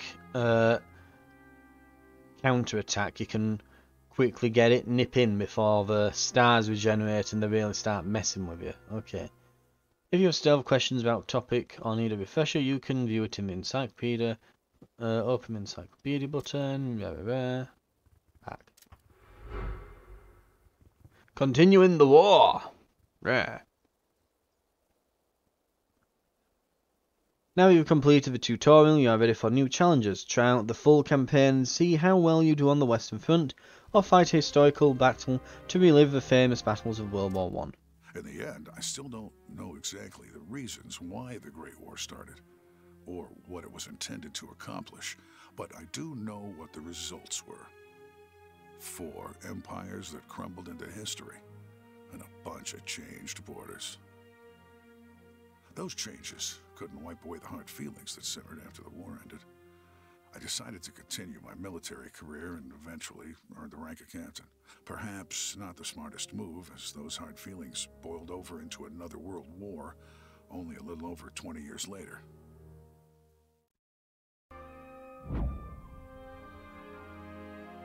Use what I've learned to continue playing and see how far you can get.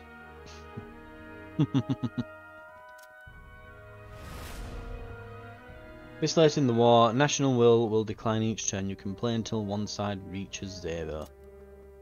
So we can play out the last moments of the war then, it looks like. So a good few victories and we'll probably take it off them. This has just hit the 2-hour mark. As much as I'd like to get more battles and things in here, I don't really see that happening without me being on here for, you know, additional hours. And that's if it even lets me continue in what is basically the demo. But what I might do, because I am probably gonna play it out. I think I'll record these in another video, and it'll just be battles. So I think I'll release little part 2 to this, and I'll just finish off the battles here.